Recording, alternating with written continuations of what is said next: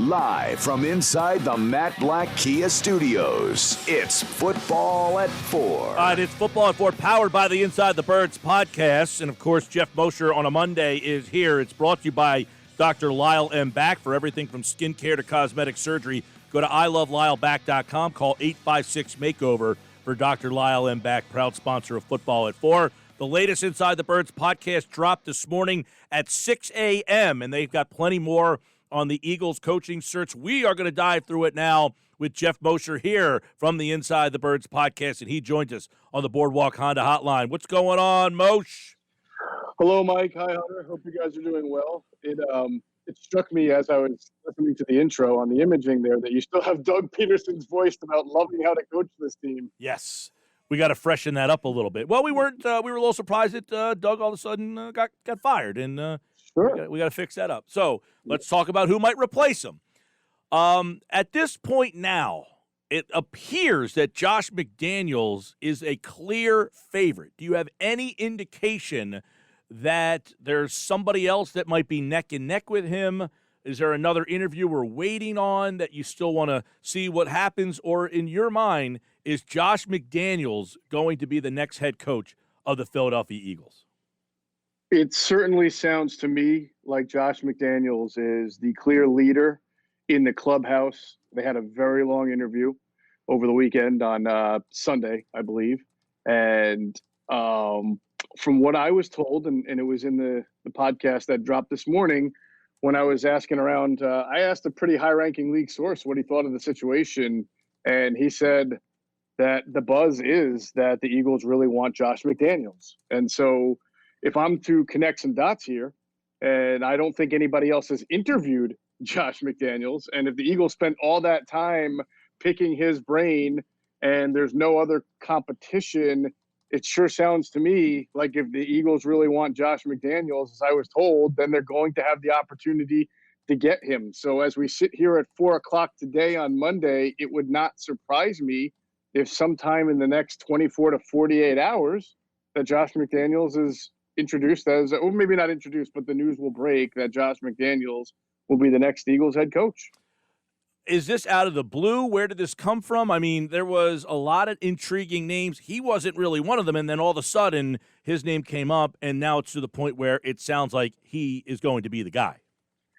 Yeah, that's a good question, Mike. There's a lot of blanks left to fill here. The point being that Josh McDaniels was not in the playoffs. So if they really thought that highly of him, it's surprising that he wasn't one of the first guys that they brought in for an interview. I don't know if maybe something changed. They originally didn't think he was the right fit, if they got some information that changed their mind. I really don't know what went into that, and I'm sure that that's something we'll find out. What I do know is that Jeffrey Lurie, despite what he says about, and I'm sure he has cast a wide net. I'm sure he's open to hiring a defensive-minded coach, but he has said many times that in order to win in this league, you need an elite offense, a top-5 offense, and of course he's got this quarterback situation with Carson Wentz hovering around the team, and it's clear that most of his candidates, not all, but most, came from that offensive pedigree, and many of them specialized in offense, and I also know that Jeffrey has always felt that the New England Patriots offense, for obvious reasons, was an elite offense, and not just statistically, but in conceptually as well. You know, they were first to be that kind of two tight end team when they had Gronkowski and Hernandez, and they also were among the first to listen to Chip Kelly and get his advice and start to incorporate no huddle and running more plays than every other team in the league. They were known for that a while back. So they've been innovative, and as Adam Kaplan mentioned on our podcast today, I don't know if there's a team that really brought the slot receivers' prominence into the limelight the way the Patriots have done. So obviously with Josh McDaniels there, the Patriots have been an innovative type of offensive football team. I guess the question is how much is that on Josh and how much of it is Tom Brady? But we'll see. I guess we'll see going forward how they view Josh and what they think he can bring to this team. How do you think his personality meshes with Howie and Lurie? Because I'd imagine they're going to still be involved with many decisions. Yeah, Hunter, it's a great question. Excuse me one sec. Sorry about that. Had a cough. It's a great question because Hopefully it was in your elbow, not your hand. no, it was definitely in the elbow. It was a good question. It's a good question because of what happened to him with Denver, where he was kind of known to be a little bit out of his league. He had way too much power given to him at a way young age, and it didn't work out. And then, of course, with the snubbing of the Indianapolis Colts job at the last minute after they'd announced it, that reflected poorly on him, as it should. So obviously you have to do your research when you talk to Josh McDaniels and find out, how much he may have changed or matured since his time as the Denver Broncos head coach. And then B, you have to do your research onto what happened with the Colts situation. There's clearly got to be a backstory there, right? And I think it's up to people who interview him, Eagles especially, to figure out what happened and then decide based on his answer if it was, too egregious or not to think that he's a different kind of person. Yeah, I mean, the McDaniel stuff, it's interesting because, as you said, it's like the Denver stuff didn't go well. And not to say because it didn't go well, you don't deserve another opportunity. But then he turned his back on the Indianapolis thing. And it would seem to be that he went back to New England, and all of his success is really tied to Brady. And then this year, I know they had some injury problems and some stuff, but, man, they looked like just a disconjointed offense, and you wonder, is he really a one-trick pony? Like, if I don't have Tom Brady, but he has a lot of people who really feel, Jeff, that he is a very smart, innovative guy, but maybe most importantly, tough, that he would coach tough. And you wonder how much that is pushing the pile of the Philadelphia Eagles. We say this in baseball a lot, Mike. How often do you see a manager who's considered a player's manager get fired, and then the next guy that they bring in is more of a harsh manager, and then he gets fired 5 years later, and then they go back to a player's manager? So is Josh McDaniel getting a look here because they feel that they need a head coach who's going to coach his coaches a lot better, who's going to assume that command and be very assertive, and he fits the bill there? That's great. I mean, I think that's an important quality of a head coach, and certainly something with Doug Peterson that was lacking. But I think head coaches nowadays also, it can't just be about their scheme, right? If they're bringing him in because he's known as an elite schemer, you have to also wonder about the CEO type of abilities. Can he lead an entire 53? Will he command the respect of everybody in the room, including defense and special teams? Will he be able to connect and relate with his players better this time around than he did when he was the Broncos head coach? Those are all questions that have to be asked, and vetting that has to be done. It can't just be an interview with Josh McDaniels. You're going to have to make calls. You're going to have to talk to people around him who played with him, know him, and do your diligence on this, because it's a very, very, obviously, goes without saying, it's a very important decision. And it's also unique in that, unlike some of their other hires like Andy or Doug, he's got a history here that just can't be ignored. Do you think that there's a possibility he would bring over Mayo as defensive coordinator so the Eagles can essentially get two guys that they value as head coach possibilities? It's a great question. I know there's been some speculation because he comes from the New England chain that maybe he would try to bring Patricia with him. I know Bill O'Brien's going to Alabama, correct? So they can't do that. But I don't know what his staff would look like. But I do know that, if you take a guy like Brian Flores, right, when he took the Miami job, he did bring some guys with New England with him as well. Now, some of them aren't even with the team anymore, but that's how he started off. So it would be, obviously the Eagles interviewed Jared Mayo, I believe, and they had some interest in him. So if they feel like he's ready for defensive coordinator, it might have been good on Josh to bring that up and explain why he thinks that Mayo is ready for that job. Yeah, there's a lot of people in New England who feel that the Patriots view Mayo as the successor possibly to Belichick up there. That's how much they like and respect him. But could it be that McDaniels thought that Belichick was closer to the end of the line, and now he's realizing, man, he's not going anywhere? Maybe that's why he backed out of Indianapolis. I always had a wonder about that, Mike. I always wondered if the reason why he backed out of the Indianapolis job was because he felt that, Bill was, and maybe was told by Bill that his end of the line was going to be soon and that Josh would get the job. But you can never really pin your hopes on that.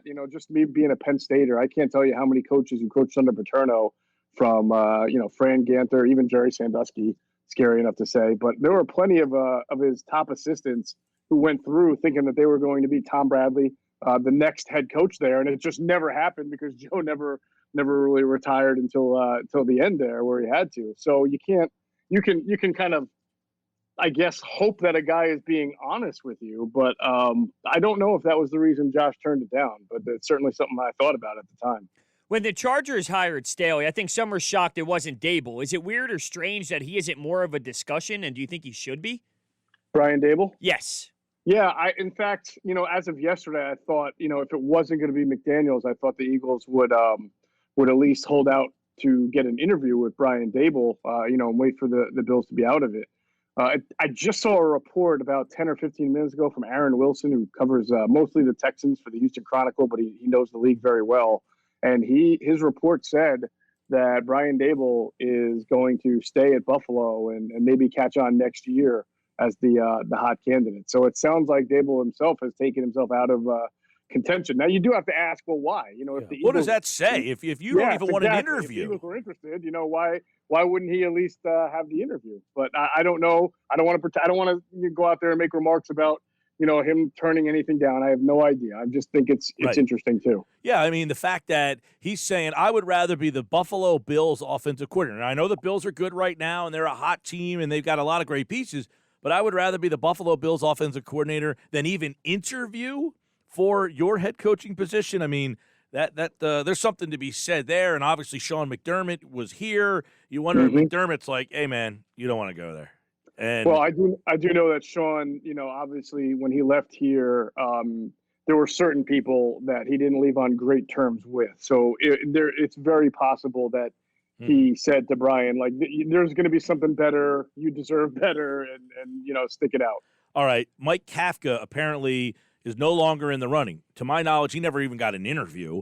Why no Mike Kafka? What happened there? Yeah, I can't get a beat on that. That's interesting, too. I know Adam had reported in our podcast that he was very interested, that the Eagles were interested in him. They wanted to talk to him. But Adam also reported that today in the pod that Kafka would be a consideration for the offensive coordinator in Detroit under Matt Campbell. I saw a report that he'd also be considered for the Seahawks offensive coordinator job. These are jobs that would give him play calling. Maybe he's reading the tea leaves and thinking that he's not high on the list. Maybe people in Kansas City have kind of cautioned him. One thing I've said is that I do question the fit, because one reason why Doug was a good fit for Jeffrey and Howie is because Doug was so aggressive and he wanted to be aggressive. I heard that even before he coached his first Eagles game, that, going for two, leaving his offense on the field for fourth down, he was really into that kind of stuff. And Kansas City itself is not a franchise that embraces that as much as Doug did personally. So it was a good fit here. I don't know that Mike Kafka embraces those concepts as much, because Kansas City does not use analytics. Not only do they not use it as much in their draft, but they certainly don't do it as much in their game day play calling as the Eagles have. All right, Geoff Mosher, the Inside the Birds podcast, a lot on Josh McDaniels, the coaching search. By the way, Eric Bieniemy, they have a request in. Now, is this new, Jeff, that in the past, if your team was still in the playoffs, you could not interview them? So how is Todd Bowles getting an interview with the Eagles, I guess, today? And I guess the league is now, because of the Zoom being so prominent, that they're saying as long as the team is okay, you can go do a Zoom virtual interview. Is that new? It is new. I forget when. I thought it came out in December that it would only be a virtual interview, and it only for head coaching vacancies, if I'm correct on that. So I don't think it applies. Like, if you want an offensive coordinator, you can do this too. But for head coaching teams, you can do the Zoom even while teams are in the playoffs. How do you view this? Yeah, how do you view this Todd Bowles interview at this point? I mean, I feel there's such a mess internally. Is this a message like, hey, maybe if you bring in a veteran voice and we do go down that road, it's someone who can maybe bring some stability to this nonsense? Yeah, I think it's more familiarity because Todd was here. If you remember, he wound up becoming the interim head coach, I believe, after they fired Juan Castillo. He was on the staff. And he's known as a great leader of men. He was known that before he came to the Eagles. He was when he was here with the Eagles, his players seemed to like him. I think I've heard that Jeffrey and Howie enjoyed having Todd here when he was here. And of course, for those two guys, I think familiarity and comfort mean a lot. You know, they clearly have a certain standard that they're looking for, and if they know that Todd is familiar and comfortable with what goes on in the building, it makes sense for them. And if they really like the way he leads his staff, his coaches, and his players, then you bring him in for an interview or you Zoom interview with them, and you get really detailed information on who Todd would like to bring in to coach the offense and be the offensive coordinator and play caller, and see if that's not the best situation for you. What do you make of the reports that essentially these head coaching candidates are being told Wentz is your quarterback? Like, if you're coming in and you want Jalen Hurts, you're out of the running. Yeah, I don't know that that's what they're being told, that Carson Wentz is definitely the quarterback. Adam mentioned on the podcast that Carson's name is coming up in interviews, meaning they are asking candidates for their impression or opinion on how they would deal with the quarterback situation, how they could rebuild Carson Wentz if they were given the opportunity. But I don't think that necessarily means that it's 100% guaranteed that Carson is staying, and that however the candidates answer the question about Carson is the ultimate determining factor. I don't know that is the case.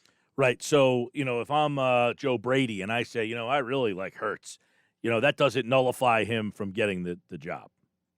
It may not. I can't imagine that it would. I mean, considering that this team used a second-round pick on Jalen Hurts, which is probably higher than most teams were willing to go with Hurts, as you heard going into the draft. So I don't think that they've soured on him by any means, and I do think that the Eagles are realistic in that, looking forward ahead, it may be that Jalen Hurts has to be the starting quarterback next year, depending on what happens with Carson Wentz. Somebody could give them the greatest answer in the world on Carson Wentz, but if Wentz has it in his head that he's not coming back and he's going to force a trade out and not show up and make this thing ugly, then it might not matter in the long run. Okay, real quick, before we shift our focus to, that Wentz article, I want to get your take on some of the stuff in there.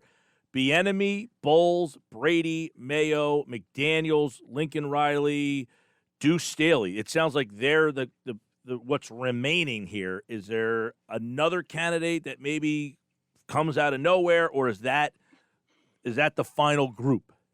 Yeah, I can't imagine at this point another name, although I probably couldn't have imagined that like 5 days ago either. But I don't know. The buzz with McDaniel is so strong. I've heard that they've liked Brady too, that it's hard to think of another guy just all of a sudden popping onto the radar. Maybe a college guy, but I doubt it. One thing that very much surprises Matt me, Campbell, very maybe.